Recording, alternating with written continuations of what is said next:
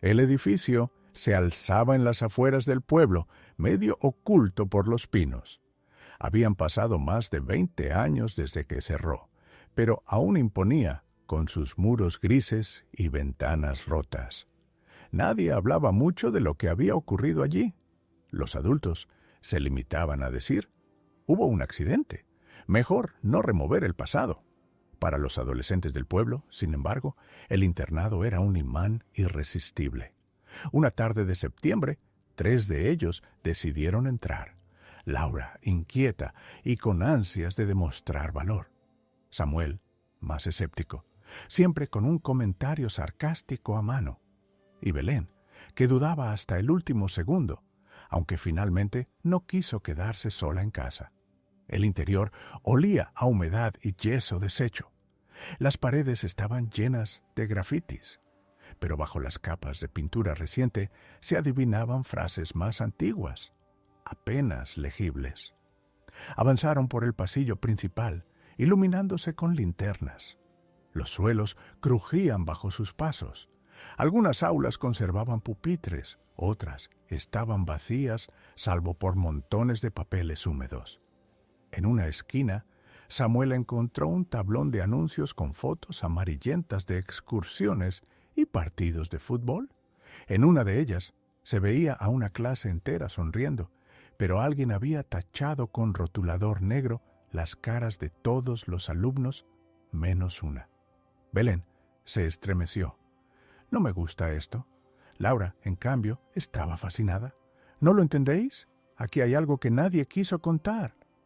En la planta superior encontraron la biblioteca.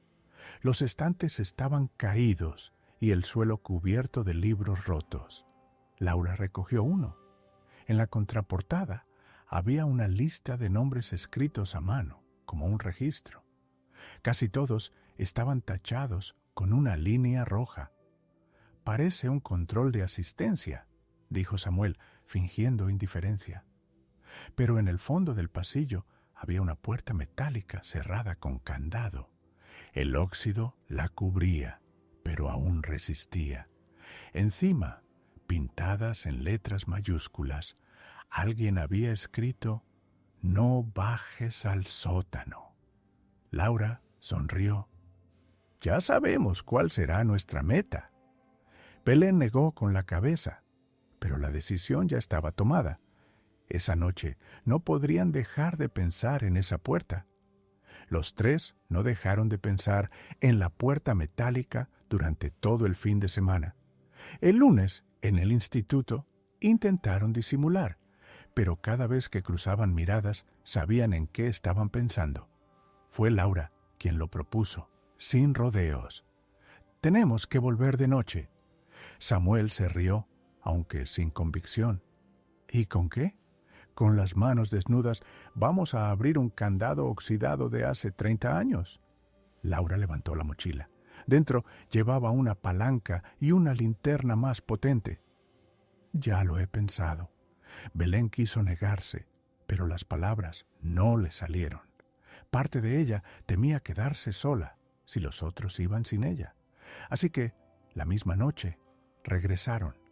El internado de noche era distinto. No era solo el silencio, sino la sensación de que cada puerta cerrada ocultaba algo.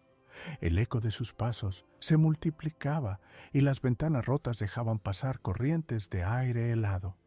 Llegaron a la puerta del sótano. El candado estaba más duro de lo que imaginaban. Samuel tuvo que golpear varias veces con la palanca hasta que finalmente cedió con un chasquido metálico que resonó en todo el pasillo. La puerta se abrió lentamente, dejando escapar un olor denso, a polvo mezclado con algo más, algo agrio. La escalera descendía en espiral, oscura, húmeda. «¿Si alguien nos pilla aquí?», susurró Belén. «¿Quién?», respondió Laura. «Aquí ya no vive nadie». Bajaron despacio, alumbrando con las linternas. El suelo estaba cubierto de papeles húmedos y trozos de yeso. En la pared, a medida que descendían, comenzaron a aparecer marcas hechas con tiza, líneas, números, cruces. En el fondo, La escalera terminaba en una puerta de madera. No estaba cerrada. Samuel la empujó con el pie y entraron. La linterna iluminó una sala amplia, con bancos alineados como en un comedor, pero no era un comedor. Había marcas en el suelo, como de arrastre, y en la pared del fondo un mural descolorido. Niños dibujados de forma infantil, con sonrisas enormes y ojos negros. Esto parece un aula, dijo Belén en voz baja. Pero había algo más inquietante. En una esquina, varias campanillas de mano, de esas que usan los profesores para llamar la atención, estaban apiladas en un cubo oxidado. Laura se acercó, fascinada. No entiendo. ¿Qué hacían aquí abajo? De repente, Samuel iluminó el otro extremo de la sala. Allí había una fila de pupitres pequeños, perfectamente alineados, con libretas abiertas encima. Cada libreta tenía un nombre en la portada. Laura se adelantó y abrió una al azar. Las páginas estaban llenas de frases repetidas una y otra vez. No debo hablar, no debo preguntar, no debo salir. Belén retrocedió, con las manos temblando. Esto no era una escuela normal. Un ruido seco resonó en el techo, como si alguien hubiera dado un golpe fuerte con algo metálico. Los tres se quedaron inmóviles, conteniendo la respiración. El silencio volvió. Pero entonces, en el suelo, una de las campanillas rodó fuera del cubo y tintineó suavemente, aunque nadie la había tocado. El tintineo de la campanilla se extendió por la sala como si hubiera despertado algo antiguo. Laura la recogió del suelo, intentando disimular el temblor de su mano. «Es solo que estaba mal apoyada», dijo, pero su voz no convenció a nadie. Belén respiraba rápido, con la espalda pegada a la pared. Samuel, aunque trataba de mantener la calma, no apartaba la linterna de los pupitres. Se acercó a otro cuaderno. Estaba más húmedo, pero aún legible. En las primeras páginas se veían dictados normales, frases, cuentas, ejercicios. Pero a mitad del cuaderno la letra cambiaba, torpe, irregular, escrita con prisa. Nos bajaron aquí después del incendio. Dicen que somos los últimos, que no podemos salir. Cuando suena la campana, debemos quedarnos quietos y callados. Samuel tragó saliva. Esto es de los alumnos. Laura arrancó una hoja y la metió en su bolsillo. Tenemos que llevarlo, demostrar que algo raro pasó aquí. Pero Belén no podía apartar la vista del mural infantil en la pared. Ahora, con la linterna fija, notó que bajo las figuras sonrientes había números pequeños, escritos en orden como si fueran marcas de conteo. No eran dibujos, eran registros, susurró. El aire se volvió más pesado. Un olor metálico subió desde una rendija en el suelo. Samuel la enfocó. Parecía una rejilla de ventilación oxidada. Al acercarse, escuchó algo, como un leve murmullo que subía desde abajo. ¿Habéis oído eso? Laura se inclinó también. Sí, era un murmullo, no una voz clara, sino un conjunto de sonidos apagados, como si varias personas hablaran al mismo tiempo, demasiado bajo para entender las palabras. De pronto, un golpe seco resonó en la puerta del aula subterránea. Los tres se giraron al mismo tiempo. La linterna de Belén iluminó las tablas de madera que aún colgaban torcidas. Alguien había cerrado desde fuera. Samuel corrió y empujó, pero no cedía. ¡Ah! ¡Abrid! Un segundo golpe, más fuerte. Y después, un tintineo largo, agudo, como si alguien agitara varias campanillas al mismo tiempo. El murmullo bajo la rejilla se detuvo de golpe. El silencio fue absoluto. Belén empezó a sollozar. «No quiero estar aquí. No quiero estar aquí». Laura trató de mantener la calma, pero su rostro estaba pálido. «No podemos quedarnos encerrados. Tiene que haber otra salida». Samuel giró sobre sí mismo, alumbrando cada rincón de la sala. Detrás del mural infantil notó que parte del yeso estaba agrietado. Con la palanca empezó a golpear hasta que se abrió un hueco. Detrás había un pasillo estrecho, cubierto de polvo, que parecía continuar más allá de los límites del aula. El aire que salía de allí estaba más frío y aún más cargado de humedad. Laura lo miró un instante y supo que ese pasillo no estaba hecho para ser visto por nadie fuera de aquellos muros. «Por aquí», dijo en un susurro, y entraron. El pasillo era tan estrecho que tenían que avanzar de lado, con las linternas temblando en sus manos. El aire era helado, impregnado de humedad rancia, como si nadie hubiera respirado allí en décadas. El silencio era tan profundo que cada crujido de sus zapatillas sonaba como un estallido. Belén iba en medio, con los ojos fijos en la espalda de Samuel. Cada pocos pasos se giraba, convencida de que alguien lo seguía. El pasillo desembocaba en una sala más pequeña, rectangular. A diferencia del aula anterior, aquí no había pupitres, solo camas metálicas oxidadas, alineadas en filas. Algunas aún conservaban colchones enmohecidos. Laura enfocó con su linterna una de las paredes. Estaba cubierta de marcas de uñas, arañazos desesperados en el yeso. Bajo ellos, palabras escritas con lo que parecía carbón: silencio, no abrir, campana quieto. Belén soltó un gemido involuntario. Esto era un dormitorio. Samuel intentó bromear, aunque la voz le salió rota. Sí, un dormitorio de pesadilla. Laura se acercó a una de las camas. Encima, bajo una capa de polvo, había una libreta más pequeña, como un diario. En la portada solo ponía unas iniciales: M.S. Al abrirla, se encontró con frases aún más perturbadoras. Nos bajaron aquí después de que cerraran la puerta grande. Dicen que arriba está prohibido, que somos demasiados. La campana es para que aprendamos. Si no callamos, no volvemos a la cama.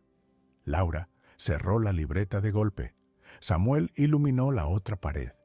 Allí había un enorme tablón de madera, clavado sobre el yeso. En él, decenas de papeles colgaban aún sujetos con clavos oxidados. Eran hojas de calificación, horarios, informes médicos. Muchos llevaban el mismo sello rojo: intransferible. Belén apenas pudo leer uno de los informes, escrito con letra mecanografiada. Sujeto no 14. Mantiene resistencia al régimen. Se recomienda aislamiento prolongado. Se le doblaron las rodillas y tuvo que apoyarse en una cama.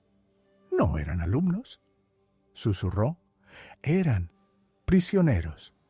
El silencio se hizo tan espeso que dolía. Entonces, en algún punto del pasillo detrás de ellos, sonó otra vez el tintineo de una campanilla. Lento, pausado. Laura apagó la linterna de golpe. «Shh, no hagáis ruido. La oscuridad fue total. Solo quedaba ese sonido metálico, acercándose, resonando con eco en las paredes estrechas». Samuel contuvo la respiración, con los músculos tensos. Belén se tapó la boca para no llorar.